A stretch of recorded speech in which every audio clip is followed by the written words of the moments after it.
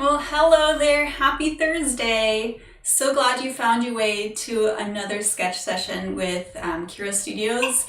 If you haven't met me, my name is Carolyn Peters. I'm the owner of Kira Studios, and every Thursday we get together and draw, at least for an hour. So let me just wait for a second and want to make sure that I pop up on both screens. Okay, great. I'm all good to go. Also, quick warning. I have a very enthusiastic neighbor and their stereo system is out in their backyard, and we are very likely to hear that tonight. So we're getting a little bit of a soundtrack, but I don't have the luxury of a soundproof studio, so we'll just deal with it. Anyway, so I'm glad you found your way here. I hope your pencils are sharpened. If this is your first time, you're catching the recording and you're not quite sure how this is going down, let me explain real quick how this works.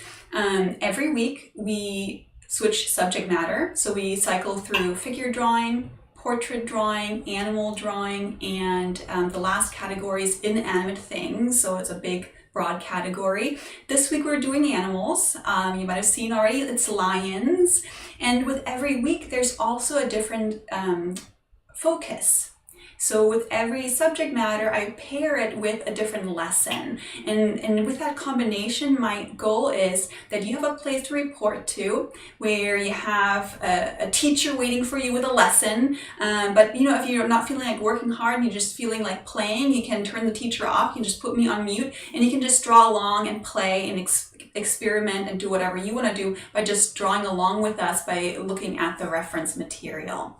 Real quick, I didn't say that early on, Kira Studios, that's a place where I teach classical drawing skills to artists who want a really solid footing to explore their creative voice from. And these sketch sessions are just like a community service that I offer. Okay, so as I said, today's lesson is, no, I don't think I have said it yet. Today's lesson is process. In particular, how you want to begin your drawings general and work your way towards more specific stages. Now, the reason why I wanted to make a whole lesson on process is because I encounter it quite a lot when I teach either in the university system or privately, that people, they run into overwhelm frequently when they draw. And that shows up in ways like you start your drawing, it's something slightly more complex than you're used to, and before you know it, you're not quite sure what you should be tackling at what stage. And then you get overwhelmed by that, and your brain freezes up, and you just kind of throw your hands up in the air.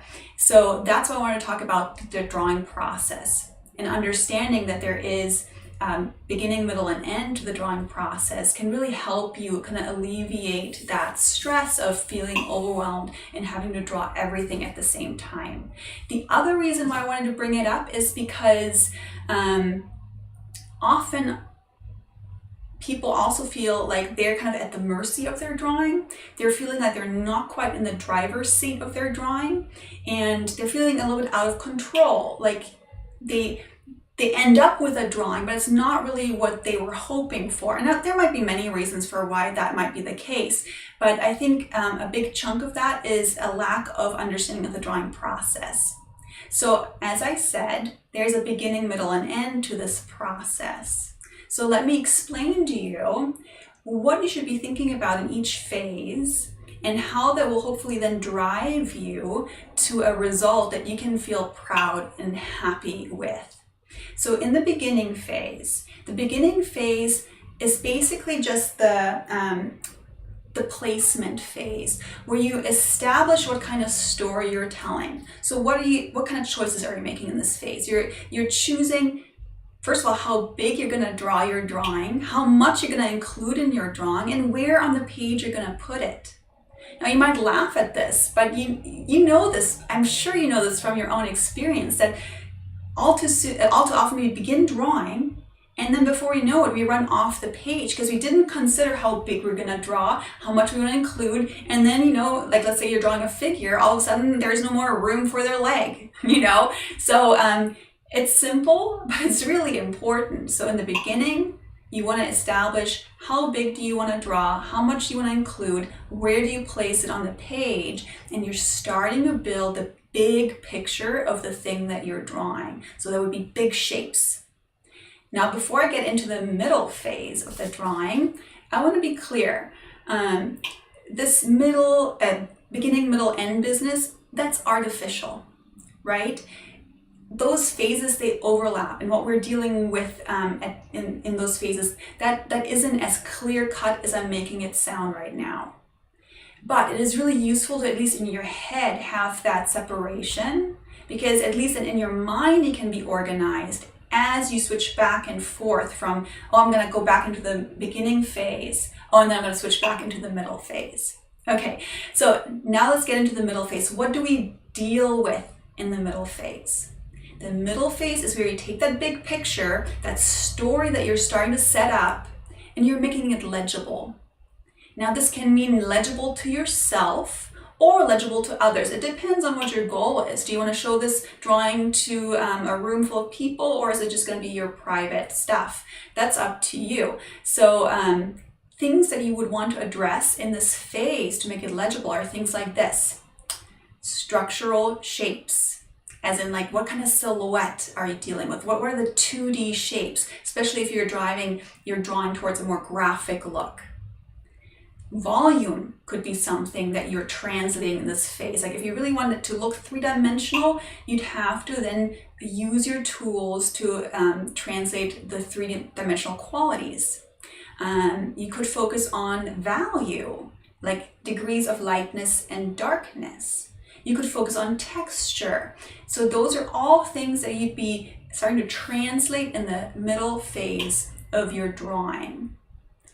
And then you would enter eventually the final phase of your drawing, and that is the finishing phase, as in bringing the drawing, the story that you set up, the story that you made legible, bringing that story to a conclusion. And again, it might be just your own very private conclusion, or it might be a conclusion that you're hoping, that you're almost like trying to tell a story to a big audience. So how do you do that?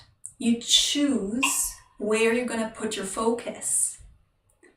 You can't have focus everywhere. Like, how do you put focus to something? Through contrast and through details, smaller shapes. If you put contrast, details, and smaller shapes everywhere, you're going to get a very agitated drawing. It's going to be overwhelming to look at. People are going to check out before they check in. So getting really clear on what do I want people to notice in the beginning. That is what you edit, basically. So the end phase is like an editing phase, right? That's what you're going to edit your drawing down to in the last phase. And now, to kind of sum it all up, to make this process feel like you're in control, you want to begin with the end in mind. So when you sit down and draw, so tonight when we're drawing our lions and have some beautiful references that I'll show you really soon, with every image, begin with the question of what's striking to me about this. And go through a roster. Is it the color? Well, then better get some color pencils out. Is it the gesture of the body of the lion? Is it the graphic shape? Is it the three-dimensional quality? Begin with that thought, and then you can drive your process to support that, right? And like that, hopefully you'll feel more in control of your drawing, rather than like you're just at the mercy of your drawing. All right, well, I hope that makes sense. Of course, I'll narrate as we keep drawing, so let me switch cameras. And I forgot to annotate the images this time with the times, so let me get you the set list. The first image is 5 minutes, then we have 2 10 minutes, a 15 minute, and then the last one is a 20 minute. But I'll keep reminding you as we go. Hey Ted, good to see you. If you have questions as we're drawing, just pop it in the chat. And I'm ready to go. So let me hit play on these references. All right, so far so good. Let me make this just a little bit bigger though. Just scoot the frame just a bit. So as I said, you choose what you need tonight. Do you need to put me on mute and just draw in the way you want to draw? Or do you want to follow along with how I am going through the process? Completely up to you. So this is just going to be my warm-up drawing, so I'm not going to make a big deal about like what's the finishing thought. I love the gesture of that lying down lion. I like the weight of this lion. So I'm probably just going to focus on capturing that. Let me make sure this is focused. In the beginning, my marks are always super faint, so they won't show up much. But I promise I will press harder eventually.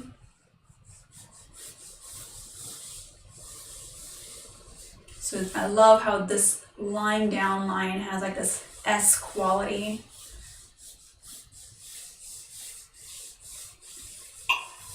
And I like how this other lion next to it almost has like this C curve in his body. So I'll try and hang on to that as I flesh out the drawing. So gesture phase, so let's talk about, or let me kind of narrate what I was just talking about in the intro as I'm doing it. So I've decided, okay, I'm gonna make it this big. I'm gonna include these two guys. I'm gonna exclude for now the guy, the third one in the back. So I'm deciding how big, where on the page, what the big picture is. And I'm using gestural marks. So gestural marks is another way of saying curvy marks, organic marks. Oh, I can start to hear the neighbor's music again. But he's keeping himself in check. We've had way worse. So big picture also to me means rather than seeing whatever it is that I'm drawing as individual parts, I see it as a connected whole. So there's a fancy art word for that that's called Gestalt. It's a German word. It just means, again, the overall, the entirety of something.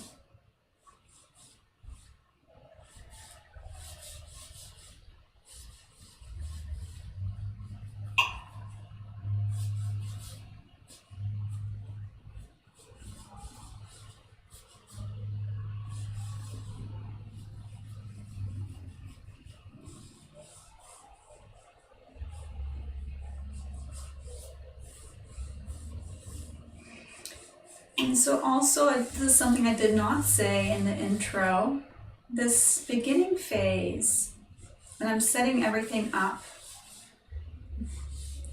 that's when I draw very intuitively, when I draw from my gut, and I'm not being too analytical at this point.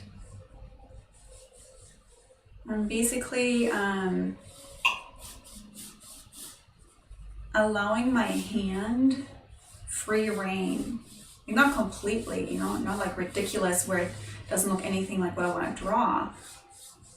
But I want to imbue the drawing with energy. And so especially if you are like me, where you have some perfectionistic tendencies, that might be a scary thought, like what if it doesn't look like the thing I want it to look like? What if I completely make the wrong mark? Like those are all thoughts that you'd have to contend with in that phase.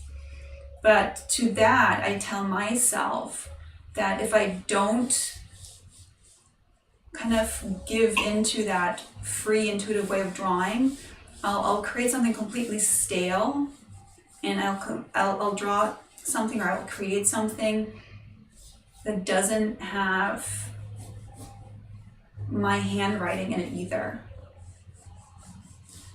aside from a scaredy cat handwriting.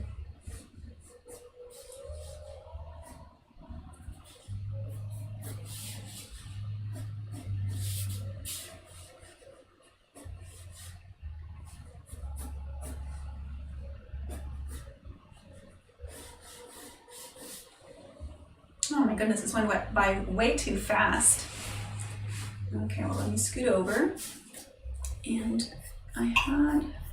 so this one is 10 minutes. I'm gonna make this a little bit smaller so you can see all three of them. And you can pick whoever you want to draw.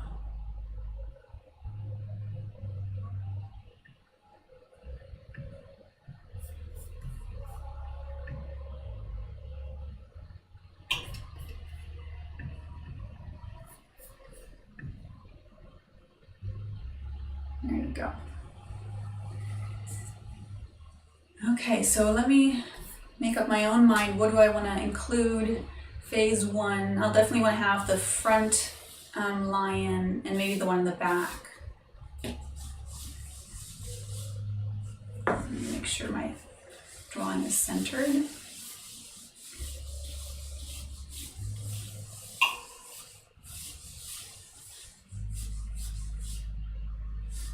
So I never really got out of the first phase in the first drawing, so I'll try and drive this one a little bit quicker. You'll also notice that in the beginning phase, I tend to use the side of my pencil. So you know how we can hold the pencil like this and we can make very strong, definite marks. Or we can hold the pencil in a way where we draw more with the side and get a softer mark. So I highly recommend that in the beginning, you use a softer mark. Because in the beginning, we often don't quite know yet where we're heading. We're just kind of getting a sense for what things might end up looking like. And so these kind of softer marks are much more forgiving. They're easier to adjust than the marks that are drawn on the tip of the pencil.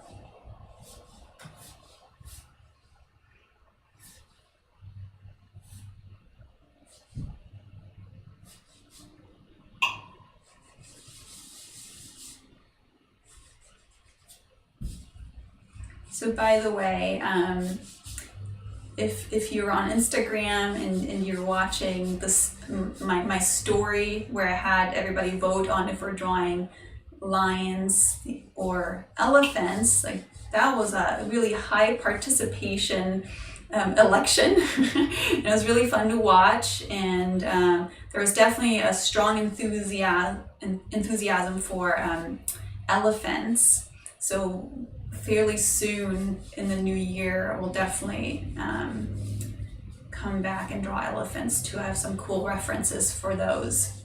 Okay, so for now I'm just going to stick with this one. If I have time, I'll switch to the one in the back. So I'm just kind of eliminating a little bit. So this is what I would consider the beginning phase completed.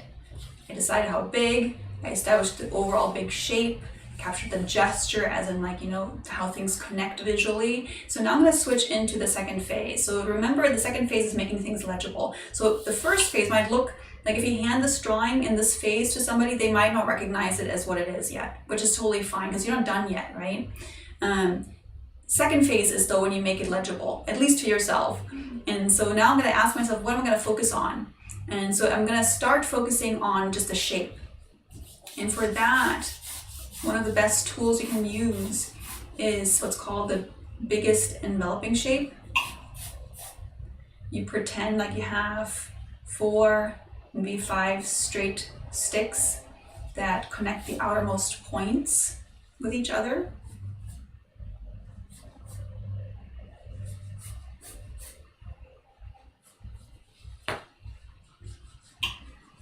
And you'll be surprised. I say this a lot. It's like one of my soapbox items, but you'll be surprised how much capturing the overall shape will do for capturing the character of what it is that you're drawing, especially with a figure. We think, or as beginners, we tend to think, oh, it surely must be the expression in the eyes that's capturing the character, and that's definitely not so. Okay, so I've looked at this big enveloping shape. So I'm connecting that back heel with the front paw. What angle do I get here? It tells me how low I can go. Tells me I'm really off with my chin placement.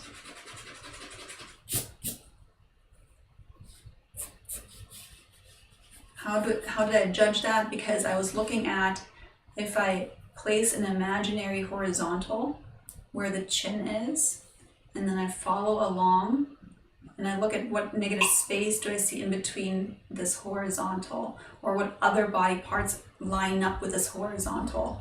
And I do this on the screen. I notice that this chin is definitely overlapping this belly line, and that this chin is kind of intersecting horizontally with that heel back there.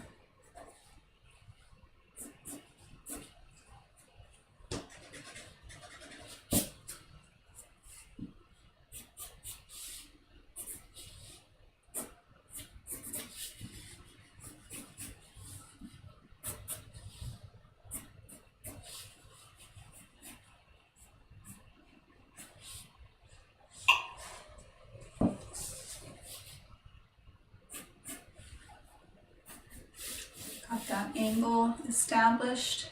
So when I check angles on an actual subject matter, I will close one eye and hold up a pencil and visually connect those 2 points.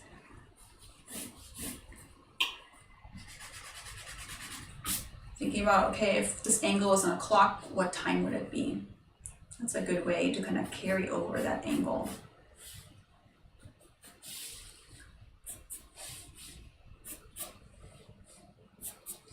So kind of to come back to the description of this video, I was saying I'm going to talk about the process, which I have been, but then I also was talking about the importance of working general to specific.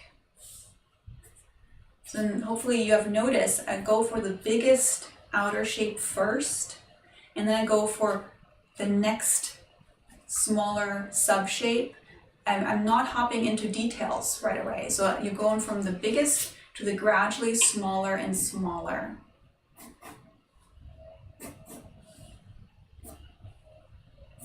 And like that, you can stay organized. Like that, you don't have to feel overwhelmed because it's already predetermined for you.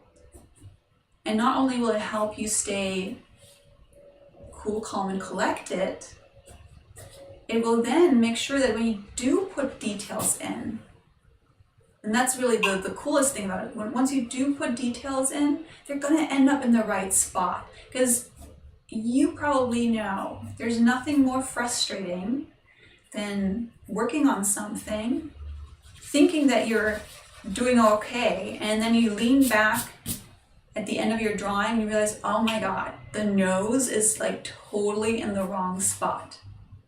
It's a beautiful nose, but it's in the wrong spot, So that kind of stuff can be easily avoided by working general to specific. Big shapes first, organizing them well, and then gradually working smaller and smaller.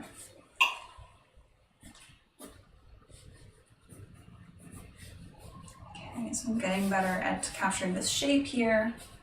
Now I can start making this even more specific. Now another thing you'll notice is as I'm working on shape, I break everything into angles. Angles are much easier for our brain to calibrate.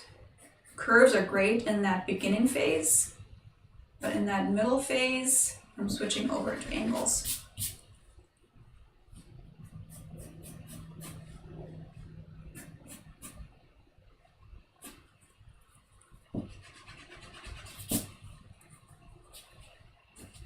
So you'll definitely want to stick around all the way till the end, because later on when we have that 20-minute pose, you'll definitely get to see me get into the finishing part of the drawing. Right now I'm probably going to get stuck more in the middle phase.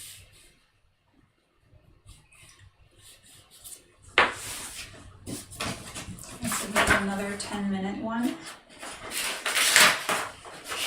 And so when we get into that end phase, now that's also where something like style comes in. So hopefully I'll have some time to address that whenever we get to it. Let's get this over. Let me make this be more centered. There we go. Gotta get the whole tail in there.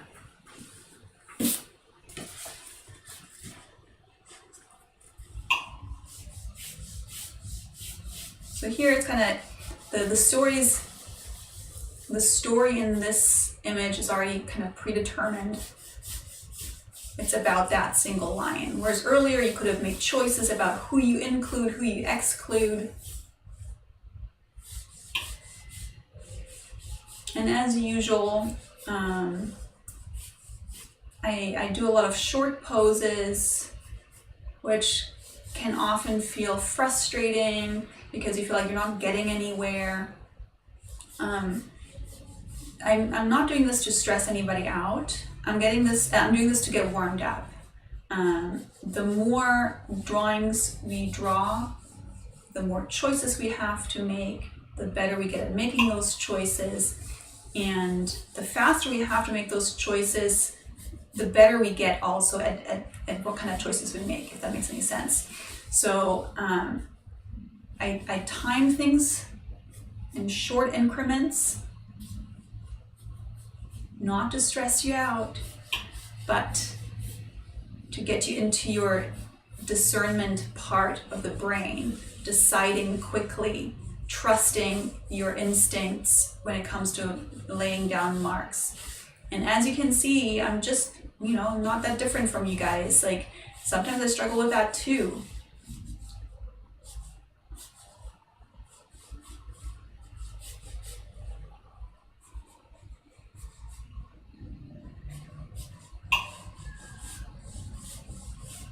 Okay, so in the beginning phase, big picture, I'm getting the energy, even though it's subtle, but I'm trying to get like that this has weight. There's this forward swoop here. That's what I'm interested in capturing in the beginning. And if you didn't catch the sketch session where we talked about cat skeletons, this might be an excellent one to watch right after, or watch the cat skeleton and then come back to this one. Because lions, big cats, not that different.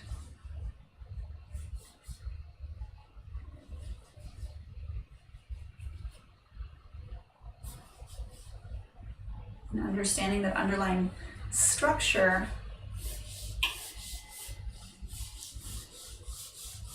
helps you see some things. Okay, so right now I'm ending my, oops, let me scoot this over. I'm ending my first part of the drawing process, and as I said, discernment is important. So pausing frequently and comparing, deciding, am I heading in the right direction? So right now I'm realizing, I made mine too short. Like, lions have a much longer body, like they fit into a really long rectangle if you enclose them. So let's adjust that. Didn't quite get that big picture.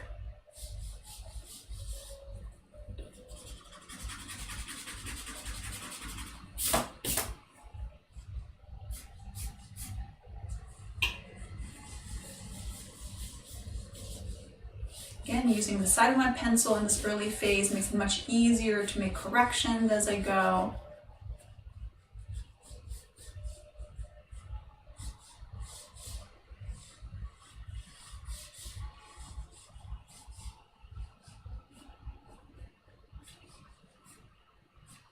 Now there is, of course, a caveat to when you begin gestural like this and light, and you give yourself the opportunity to make corrections, it can become a crutch.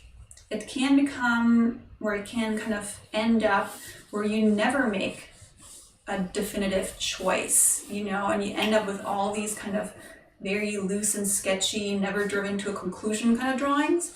So if that's something you're noticing about your own drawings, notice it and then decide, how do you feel about it? You know, if that bugs you, if you want your drawings to feel more decisive, then risk being more what's the word I'm looking for? Decisive with your marks earlier on. See, and this is for me personally, like it's a challenge because, you know, I'm drawing in front of other people, and there's like that whole dynamic that will kind of make me more self-conscious about what I'm drawing. Like if this was all by myself, I'd probably feel a bit more at ease. But you know, that's just how it is, so I'll get over it. So switching now into the more middle phase. I'm deciding what do I want to make this about for the short time that I have. Kind of liking the shadows on here, so I'm going to start recording some shadow patterns. So see, I'm making a choice. I'm not just randomly starting to copy whatever I see, you know, because that becomes then just haphazard. Like, what are you going to copy? Just like some of these little streakies in the fur, the texture, like, you know, we just kind of default then to things we have names for, instead of seeing our subjects through an artistic lens. So what the hell do I mean by that? Seeing your subject matter through an artistic lens doesn't have anything woo-woo about it.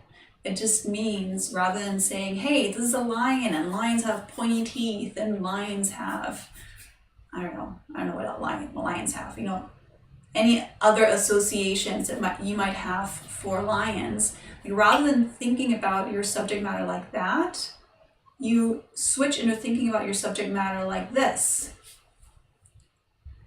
I'm going to write this out for you. What shape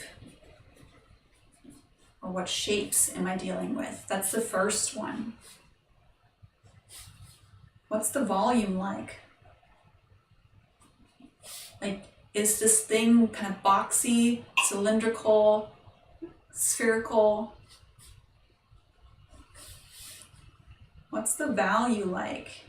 And value splits into things like shadows, color, gradations. Another artistic lens you could see through is texture. Where do I see texture?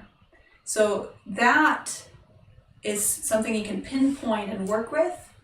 It has sharp teeth, and I don't know, I like the way they roar. That's not going to drive your drawing forward.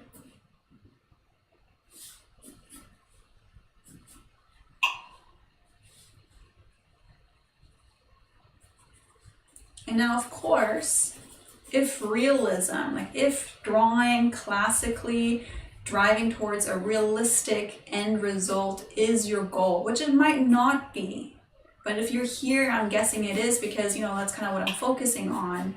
I lost my point. Oh yeah, if making your drawings look more three-dimensional, or more realistic rather, if making your drawings feel more realistic is your goal, then you'll have to become, not masterful, but you have to become proficient. And well, how do I create good shapes? Well, how do I translate structure, like 3D structure, like, you know, volume, like how does perspective work? Like, that's what volume falls under. Like, you know, how does perspective affect the things we see, the things we draw? How do I record value better? Like the lightness and darkness that I see in something.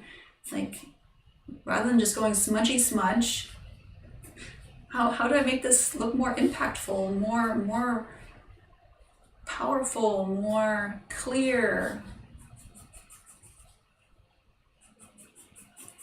Like, so that's where your understanding of classical draftsmanship skills comes in. Okay, So this one's 15 minutes. Let me scoot them over just a tad so you can see all three in their full glory. Yeah, see if I can maybe even enlarge it just a little bit. There we go.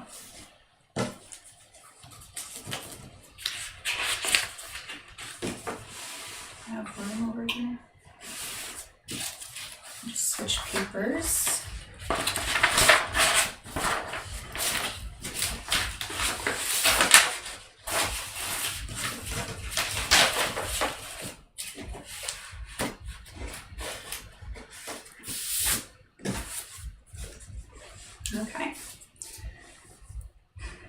Okay, so phase one, what do I want to draw? What do I want to focus on?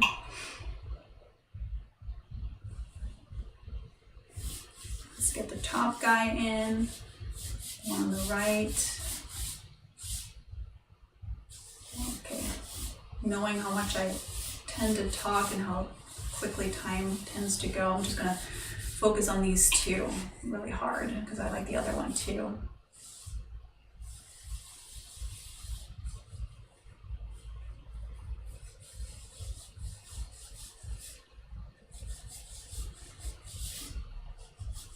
Using the side of my pencil.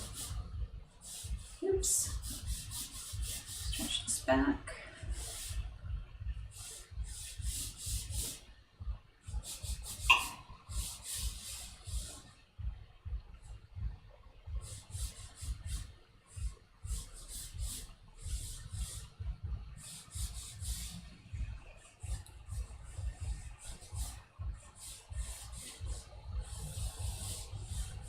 Okay, so big picture, right? I've made my decisions. This is where I want it on the page. This is how big I want it to be on the page. This is what I want to include in my drawing. And now, but as I'm starting to switch over into the second phase, I got to decide what do I like about this? You know, kind of, and then you can go through a roster of questions. You know, that's the cool thing about drawing. Drawing to me is an exercise in listening to the world. That means in listening to the things that I see, as well as listening to myself. It's almost like a contemplative act, you know? So as you're kind of facing what it is that you're drawing, kind of getting clarity on what you're responding strongest to, like that's a good thing. It'll make your drawing be clear. It'll give you some clarity on what you enjoy in life. It'll help you decide what you want to draw next time. And it'll hopefully, if the drawing process is doing its job, it'll hopefully at times surprise you. It'll hopefully at times make you discover something about yourself and the world that you hadn't noticed before. It's like, oh, how interesting. I really love silhouettes. Never noticed that before.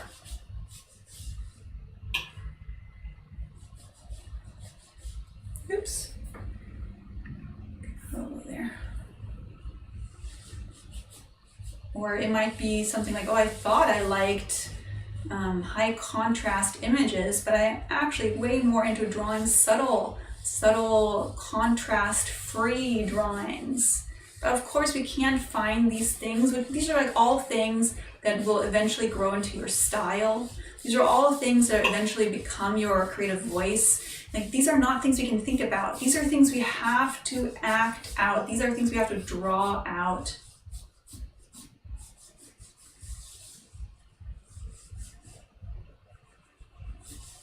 Like, this kind of clarity comes not from thinking about it. This kind of clarity, insight, comes from engaging with the thing, and the thing being drawn. Okay, so let me just kind of pause myself.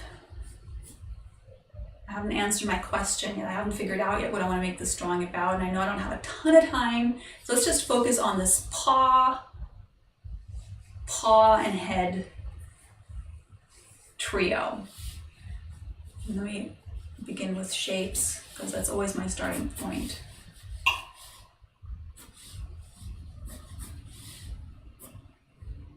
And maybe if there's interest, you can tell me in the comments if you're watching this after the fact. Or if you're here live right now, if there's interest whenever we do elephants, we can talk about just volume, like making things three-dimensional. And like how boxes play into that. I know we talked a lot about cylinders already and cross contours and such.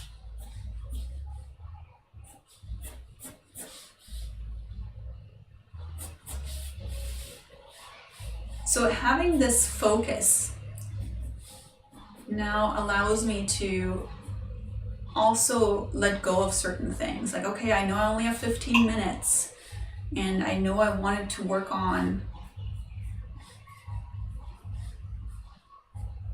these lions, their faces.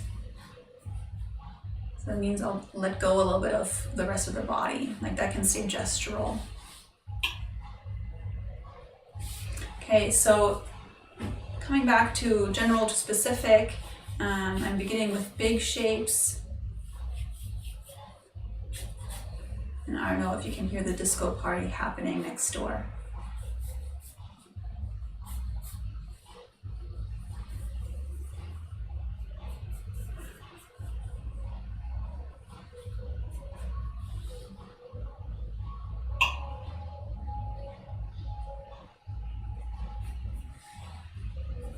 So another thing, like when I work on this kind of middle phase, when I'm trying to make it legible and I'm working on structure, I've talked about using the biggest enveloping shape, talked about using angles to align things with. I'll also look at negative spaces.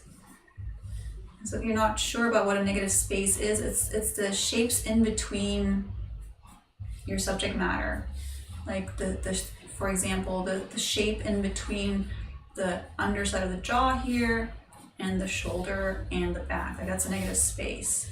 Or it could be the underside of the jaw, this part of the shoulder, and the jaw, paw, and the shoulder. Like what kind of shape is that? And like that you can ask yourself abstractly what that looks like. I know, so you can hear it too. It's not just me.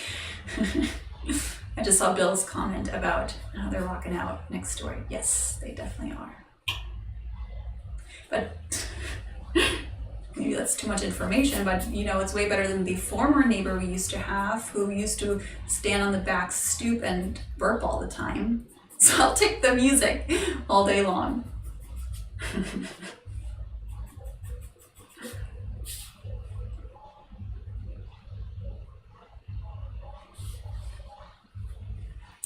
I don't have my music taste, but I'll deal with it.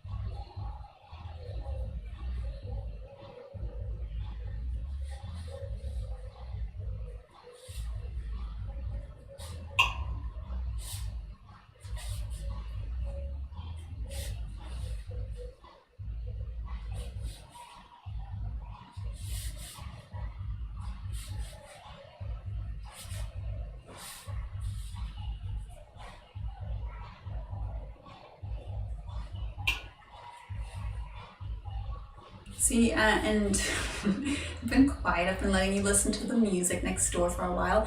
But when I want to get in control of my drawing, I have to really switch into my observational brain, which is a different part of the brain than the verbal part of the brain. So if I want to kind of drive my drawing toward rendering out what it is that I said I was going to do, it's really hard for me to do that at this stage. Maybe in a couple of years I'll be better at it. to talk and kind of drive my drawing the way I want to drive it. It's like, that's the toss up. Do I talk and give you guys more clarity but not have a visual to support it, or do I shut up and just let you guys absorb the lesson visually? It's a learning curve for sure.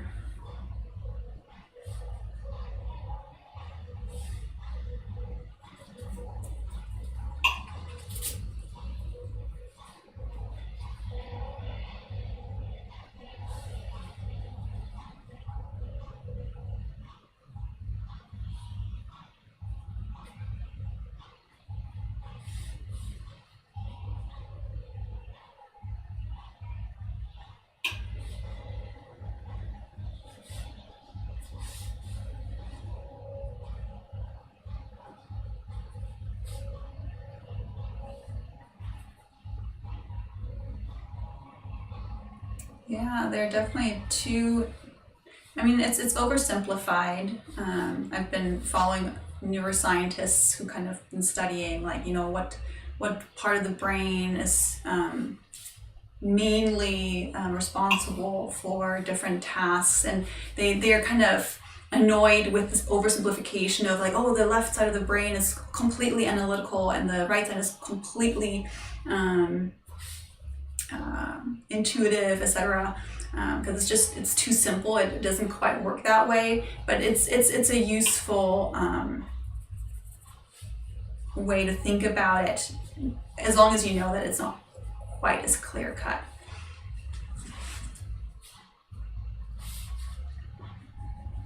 But like, not being able to talk and draw well at the same time is definitely a thing.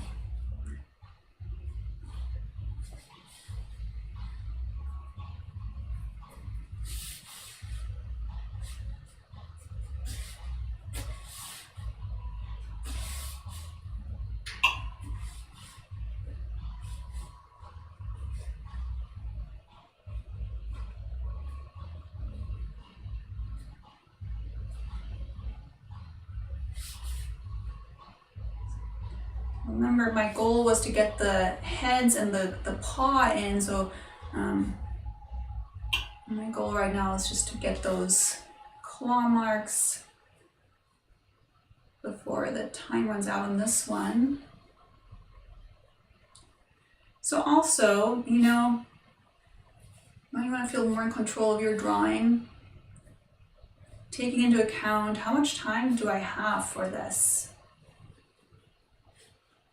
And what are my tools? Like, do I have the tools necessary to do a really excellent job at what I would love to do? Like, let's say you want to just draw the most beautifully subtle yet contrast-rich and powerful value rendition of the subject matter, but you only have, let's say, a nylon tip marker on you, you know?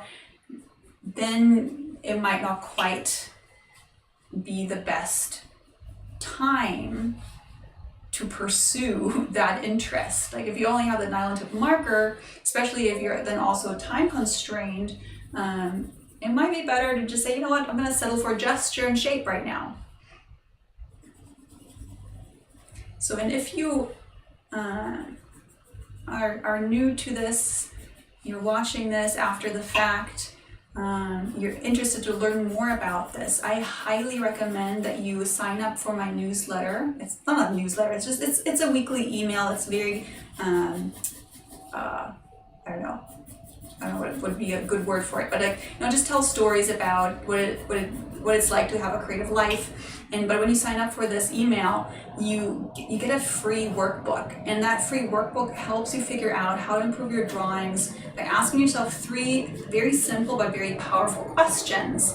And it kind of really fleshes out what I've been talking about all evening long, or all hour long, depends on when you're watching this. And I think it's going to be very valuable for you, especially if you've been struggling with the kind of things we've been talking about tonight. So I put a link in the description of the video, and it will lead you to a sign up link. You put your email in and you'll get to work in that workbook.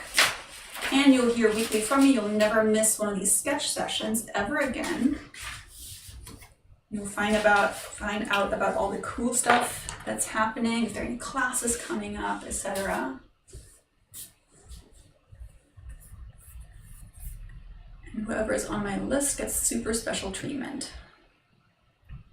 Okay, so let me make this guy bigger. This is our last one, so I'm gonna make it as big as possible so you see all the beautiful details. All right.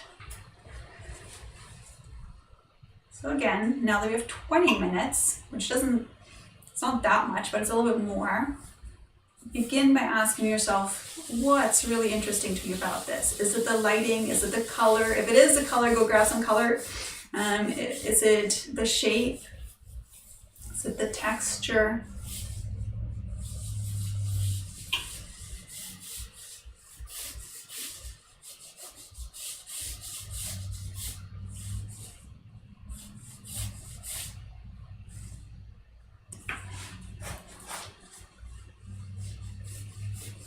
Okay, so I begin super loose, super light. This is kind of like this egg-like shape, and then it's these big circular shapes. But I'm also looking at angles. So if I connect the two tips of the ears with each other, left side of the ear with the left side of the muzzle, what kind of angle do I get there? Big picture stuff.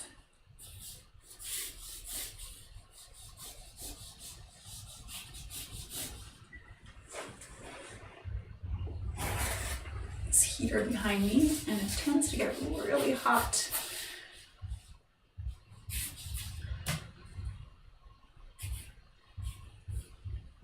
So here, you know how earlier on I talked about negative shapes or negative spaces? So that green area that you see in between the ears and the top of the head, that's a great negative space to focus on as you're trying to get more structure for your shape.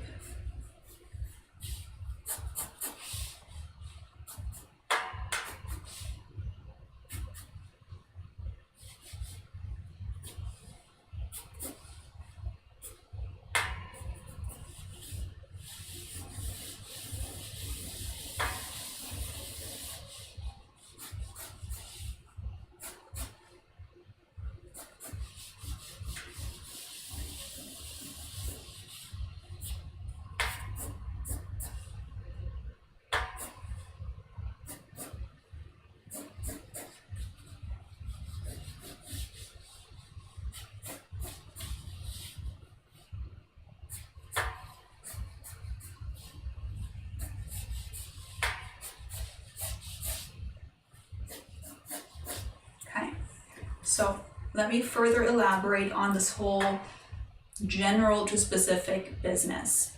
I've been talking a lot about intention and how to drive your drawing towards the goal you want to have.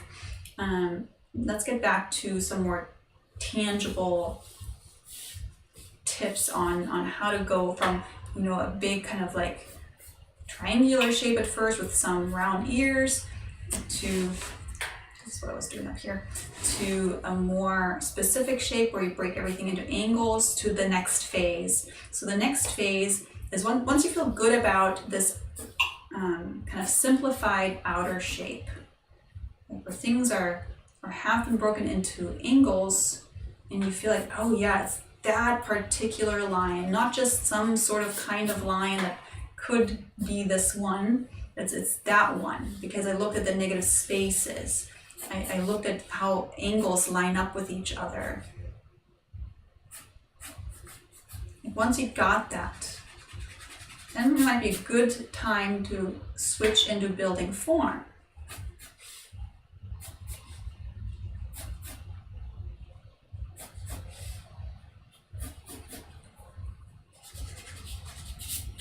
I'm just making my shape a little bit more defined.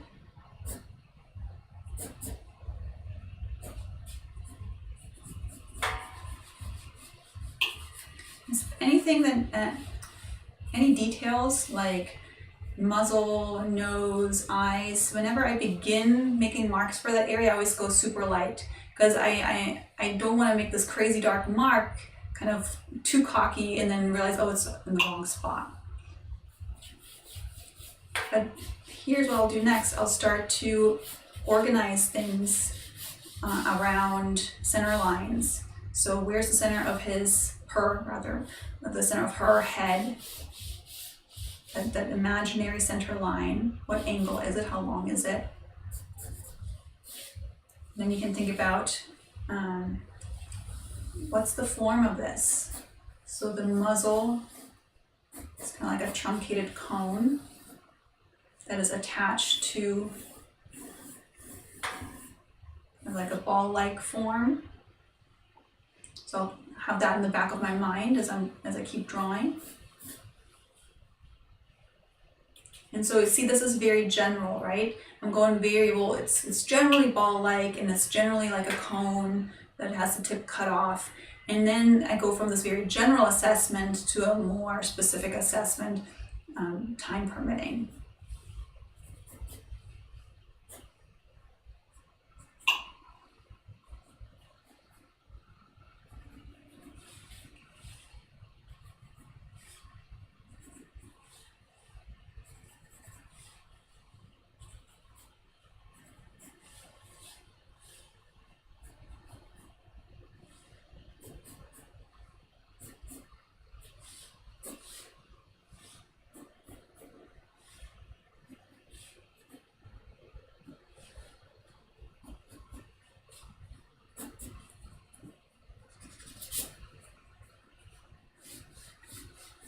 So in this middle phase of the drawing process, this is when you will address structural things like alignment. So making sure that if you have a symmetrical subject matter, that whatever's on the left side relates to the right side.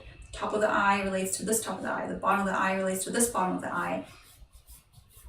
So, and you'll draw some structural lines that you'll, in the finishing phase, will probably take out.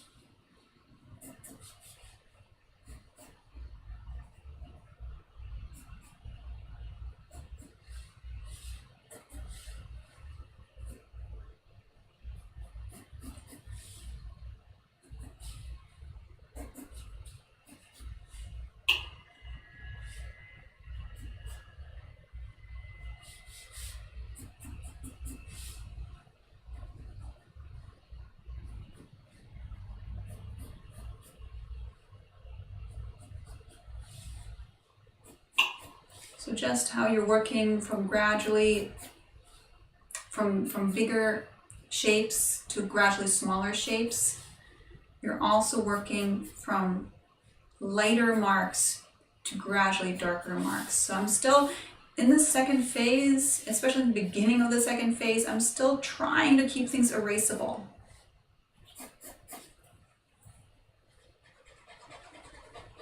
So slow tightening of your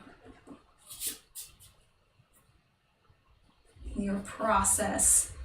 Like if you think about it as catching your drawing rather than creating your drawing, like you're slowly closing in that net that's trying to catch your drawing. Have a wide net in the beginning. And then when you feel like, I might have something here, you close in with your darker marks. And sometimes, the fish gets away. Sometimes the drawing slips through and then you end up with a bunch of crap and it's just like, gotta cast that net again. But, standing by the water, the proverbial water is just as nice as actually catching the fish. So in my book, it's all good. Even when the outcomes aren't that great at times.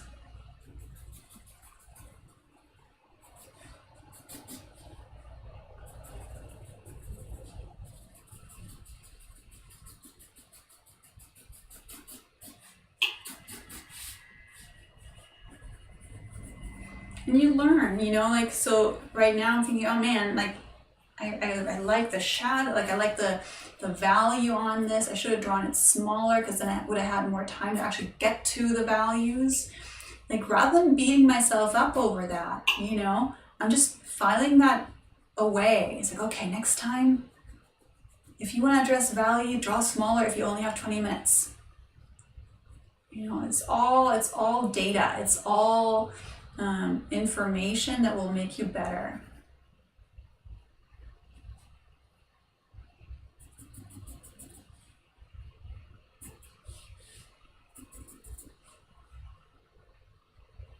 But your attitude matters, you know?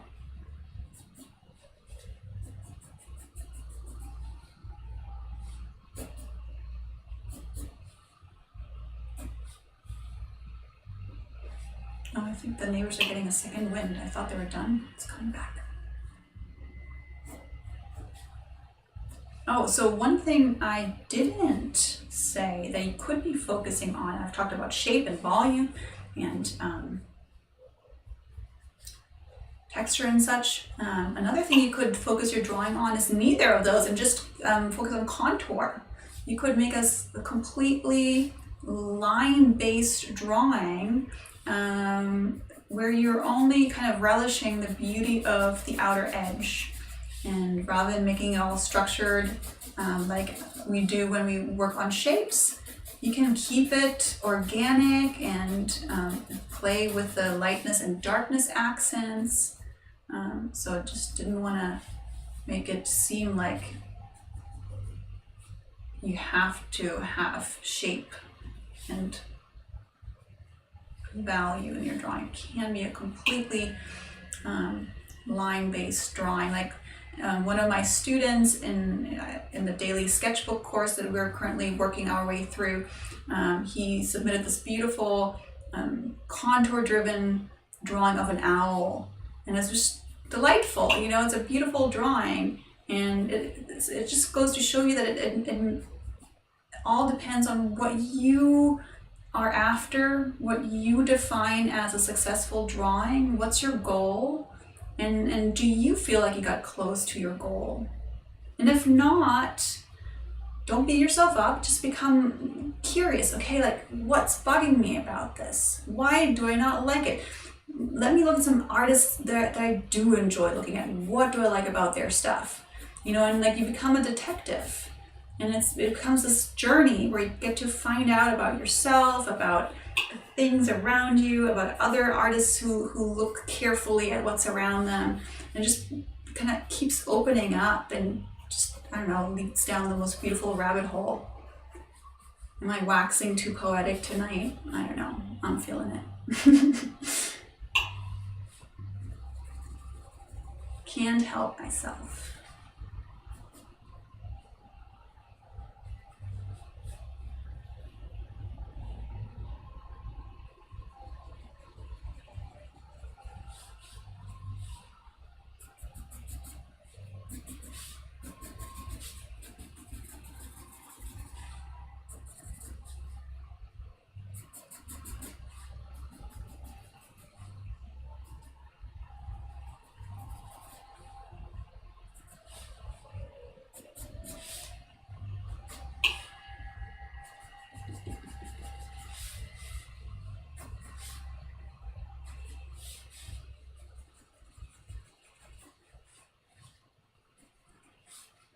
So again, because I know we're probably going to be really close to, yeah, we only have a couple more minutes left. Oh, actually more than I thought. We have a little over 6 minutes left. If you're aware of your time constraint and you want to get to a finish phase, sometimes it's fine if you're like, there's so many ways you can draw, you know. You can draw just to practice the middle phase. You can draw to practice the beginning phase. You can draw to practice the finishing phase, like as in like the full process. But if, like, let's say your goal is to create a complete drawing, something that feels complete to you and intentional, where you do bring the drawing to a conclusion, and you know that you only have 6 more minutes to do so, then you'll have to cut your losses or count your losses. I never know. You have to make decisions on what you're going to let go of. you know, and really snap to.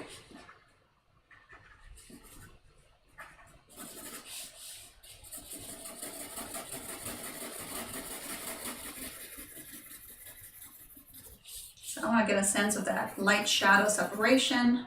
So I'm going to keep working on that.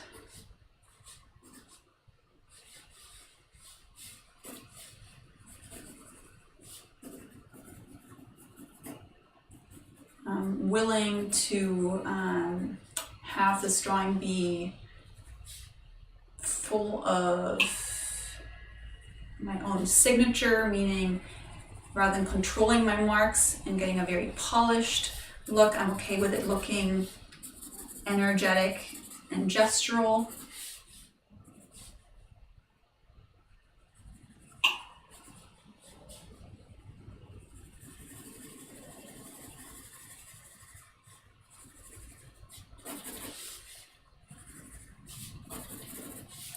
So that's another benefit of timing your sketching time, especially if your goal is to kind of develop your style a little bit more, to find out more about what it is that makes you light up in relationship to drawing. Forcing yourself to bring a drawing to conclusion within 20 minutes will really reveal a lot to you. That doesn't mean you should never ever then do a longer drawing anymore where you really see how well you can render something out, but it'll tease out, it'll draw out parts of you that you didn't know yet want to come out when you draw.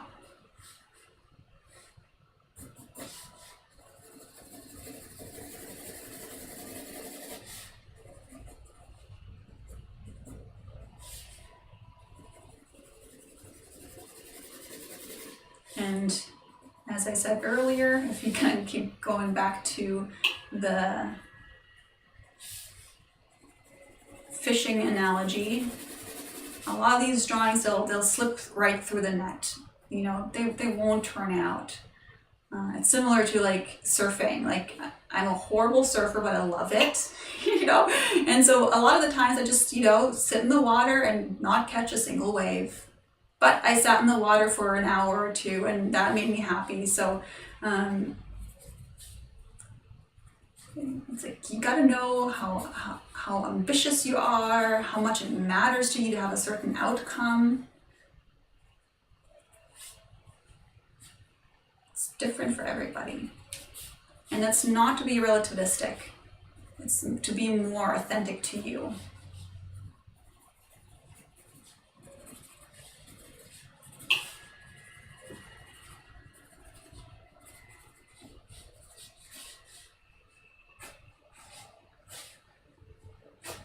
And as you enter that finishing phase, pausing every once in a while, just kind of seeing, where's this going?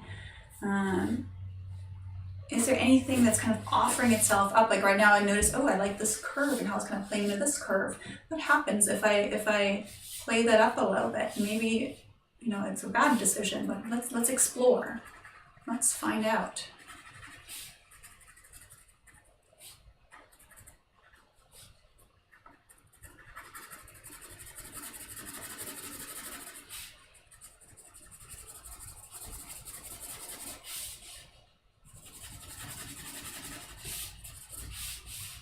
Go from the top of the ear here, down here, connect the spine.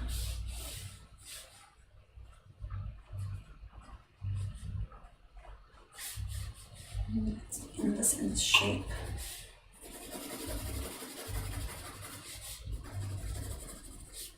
So you can tell, like, when I know that time is a ticking, then my marks become much more forceful and more like devil may care, you know, like I'd rather wrap this, I want to catch this guy and I'm going to do everything I can, And so right now I'm kind of loving this. It's not the best freaking drawing ever, but no, it's interesting to me, like interesting how I kind of connected this edge here. Oh, you can't even see how I connected this accent and contour, let it run down here.